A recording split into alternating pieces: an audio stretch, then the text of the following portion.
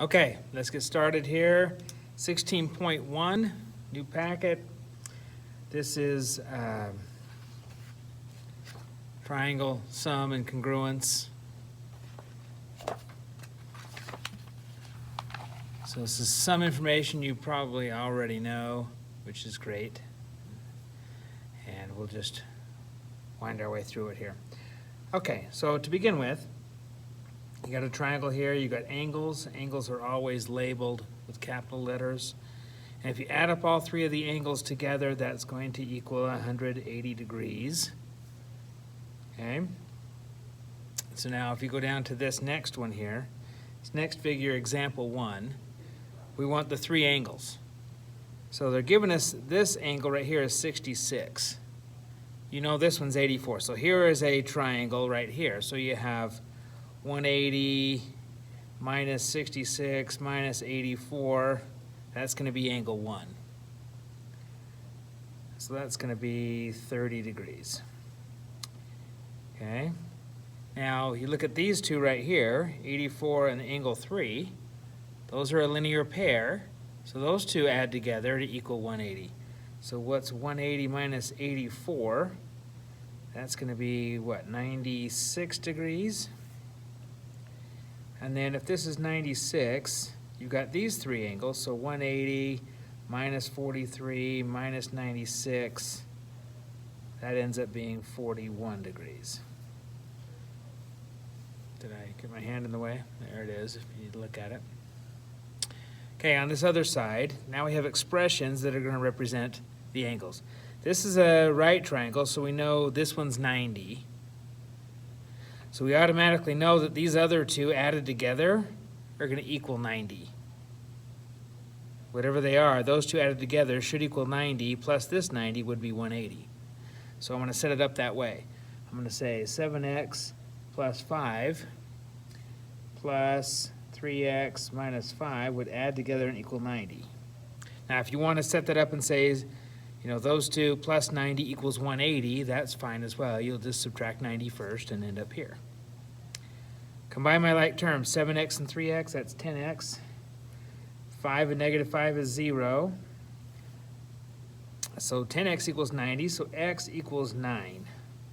Okay, so since we're finding the value of x, that would be 9. If we needed to find the angles, we would plug it in and find out what the angles are. Okay.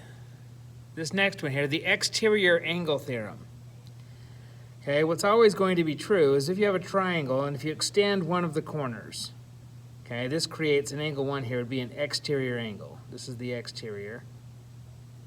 Okay, so these two angles, 1, 2, and 3, you see how they're, you know, an angle this, the supplement of this angle 1, these two are opposite that angle.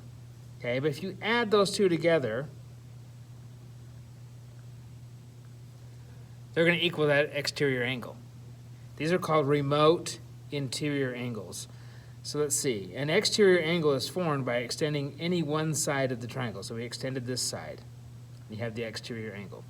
An exterior angle is always equal to the sum of the two non-adjacent interior angles. So yes, the remote interior angles.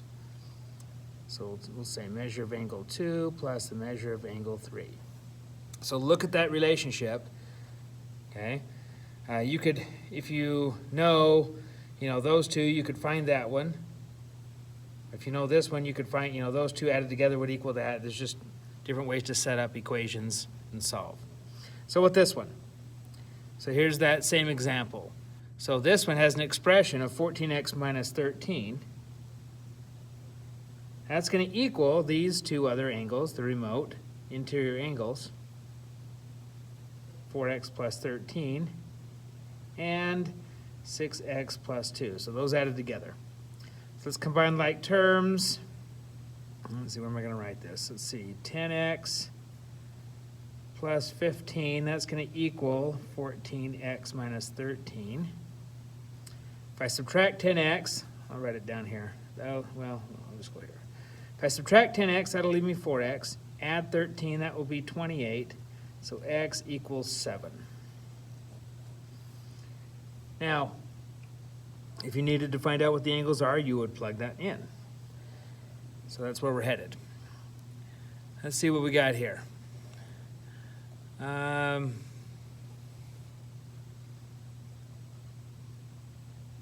Okay, example 4. Triangle JKL.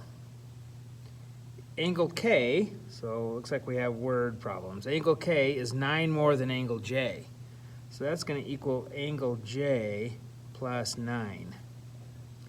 Because K is 9 more, so I'm going to add 9 to J to make them equal.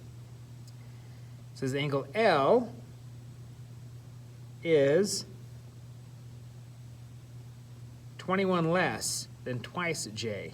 So I'm going to twice angle J and less 21. Find the measure of each angle. Well, let's see. What are we going to do here? Triangle JKL.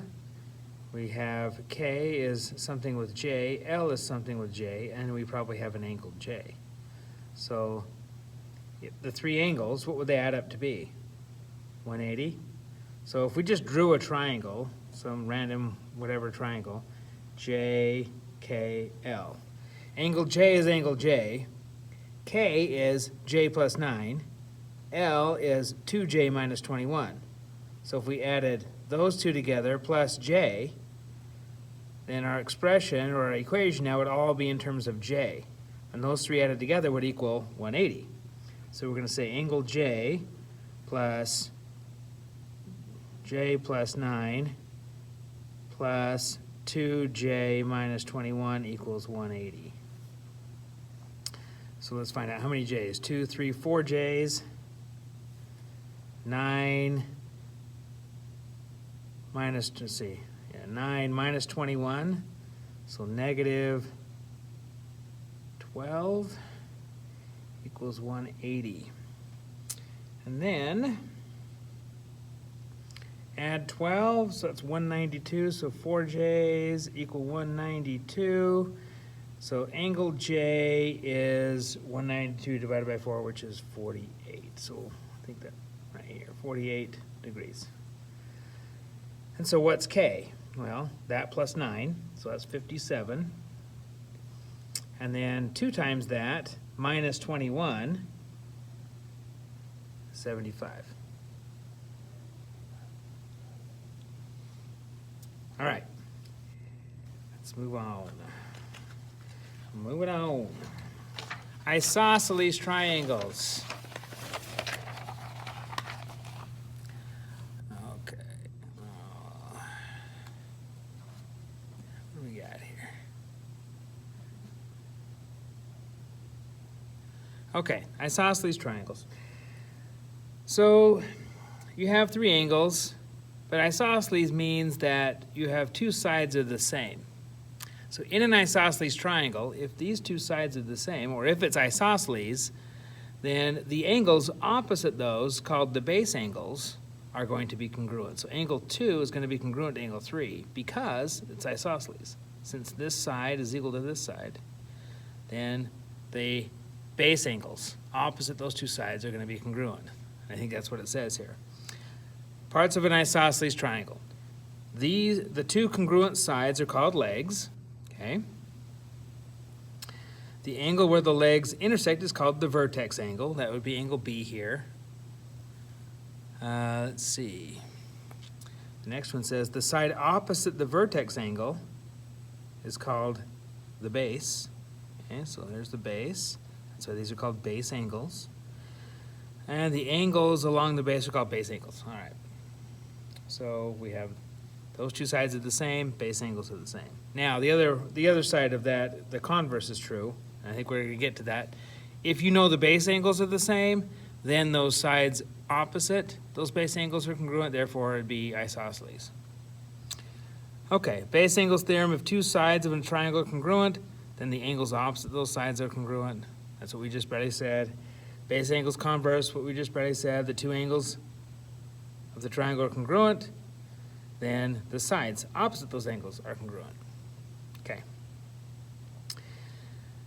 So, if you have all 3 sides equilateral, all 3 sides, then if that's true, you know, like if these three sides are the same, it would be isosceles because we have two sides, so the base angles would be the same.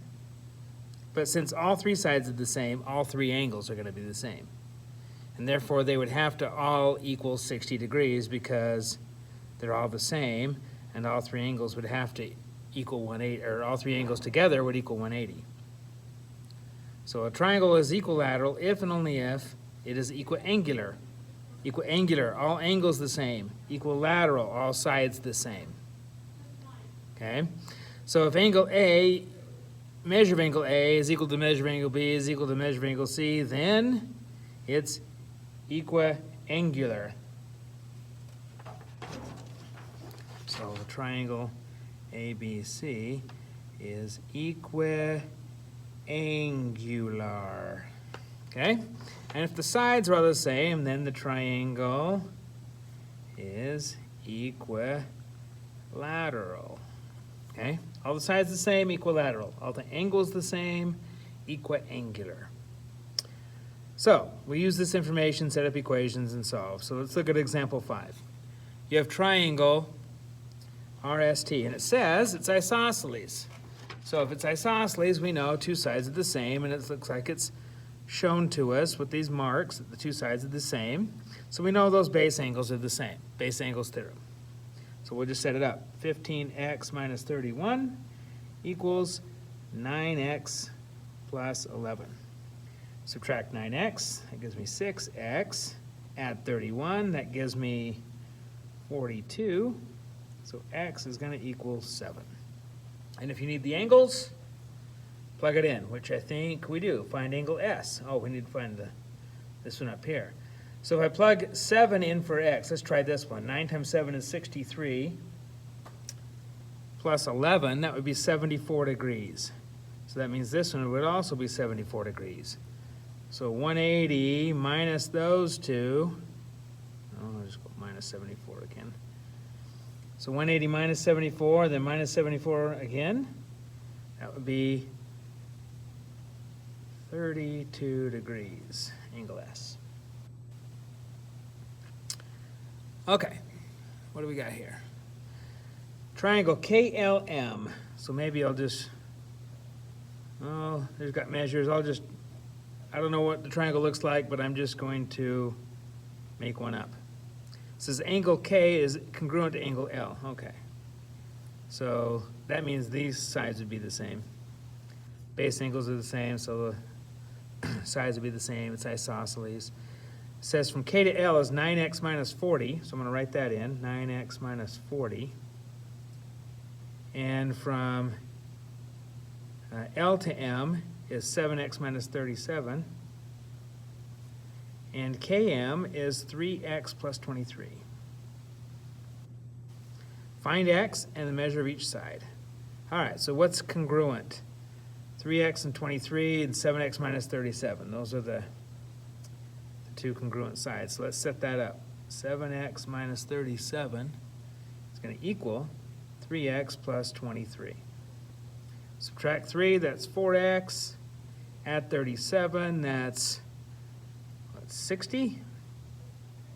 So x is 15. We'll just fill that in. So if x is 15, let's go ahead and figure out everything else. We need the side KL. We need all three sides, it looks like. So plug 15 in. 15 times 3 is 45 plus 23. That's what, 68. So that is KM. KM is 68. So that means LM would also be 68. And KL we just need to plug in. So 9 times 15 minus 40. So 9 times 15 and then minus 40, that's going to give me, quick on my calculator, tappity tap tap tap, that is 95. Okay, so that's setting up. All right, so your practice is page 4 and page 5, and then we'll talk, I'll make another video for 16.2.